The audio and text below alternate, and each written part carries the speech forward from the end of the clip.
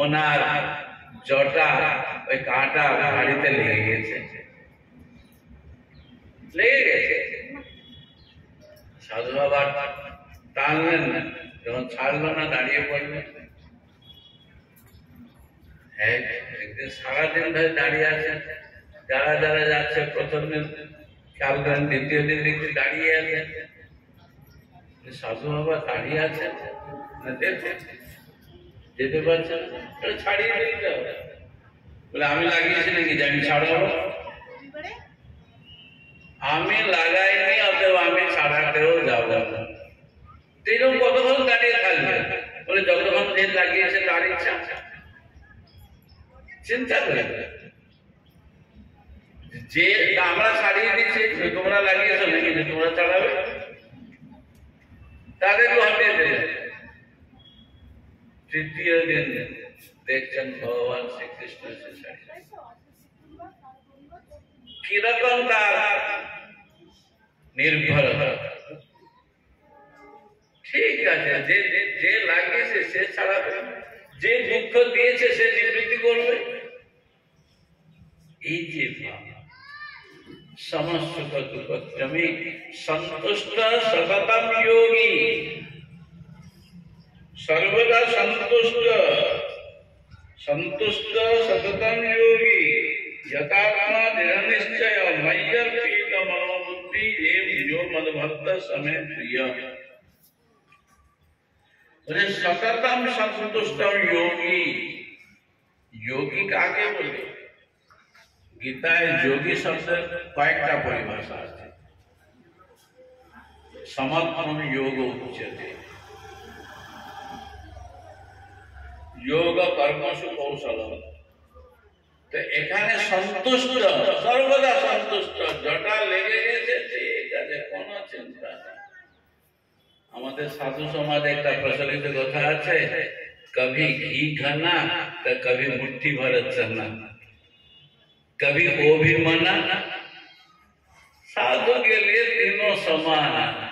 घी खाना মানে তো হালুয়া পুরি।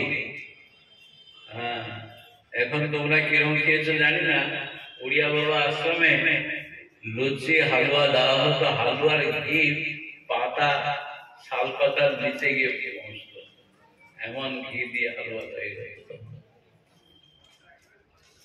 আর ওখানে লুচি হালুয়া বা লাড্ডু উড়িয়া বাবা প্রসিদ্ধ আগে ছিল। তা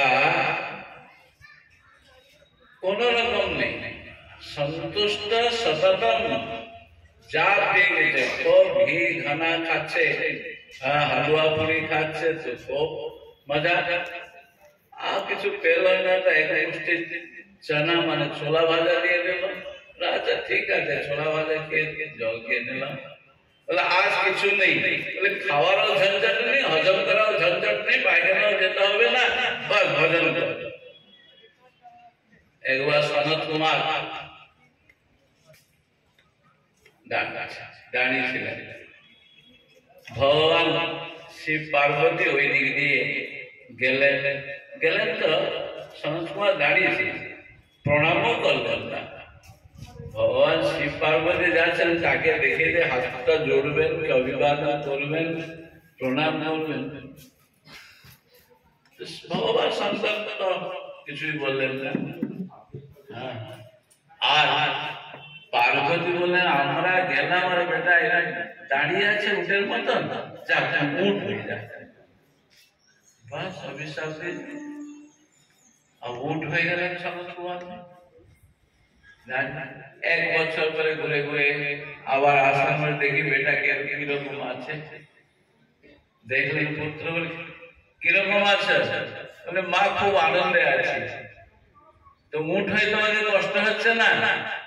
কষ্ট কিসের, মনুষ্য ছিলাম তো লোক লজ্জা কিছু নিবারণের জন্য কাপড় কিছু না কিছু ধারণ করতে হতো, অন্তত কৌপিন করে থাকতে হতো।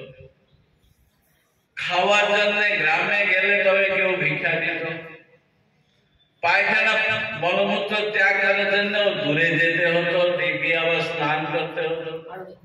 এখন উঠ হয়ে গেছি, বাস এই নিম গাছের নিচে বসে আছি, খিদে পেল, উঠলাম, মুখ বাড়ালাম, নিম পাতা খেয়ে নিলাম।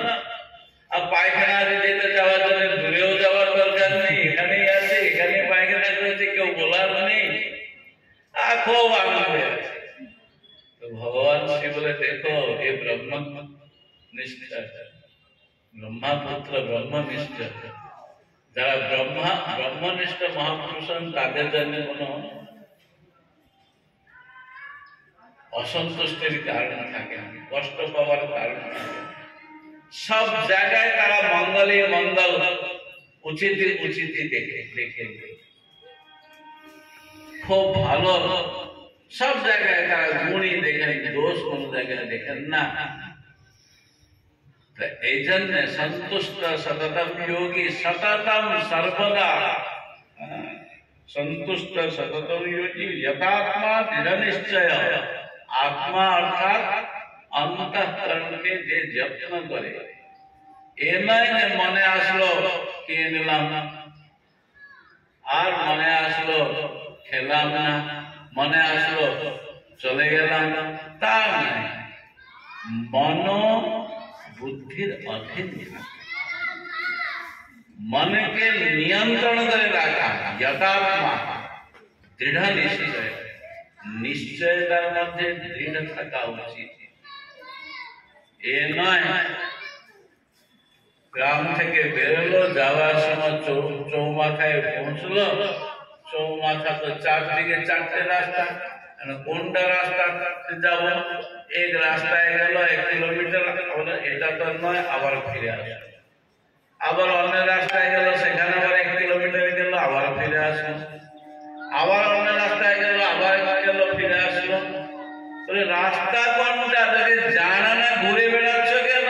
6 কিলোমিটার তো হেঁটে নিলে পৌঁছবে না, 2 কিলোমিটার রাস্তা পৌঁছতে পারবে না। এই জন্য নিশ্চয় দৃঢ় হওয়া চাই, আমাকে এই করতে হবে। যাদের জীবনের মধ্যে নিশ্চয়তা নেই, কিছুটা করলো, যেন কুয়া খোদাই, এক জায়গায় 2 ফুট খুললো, জল বেরোলো,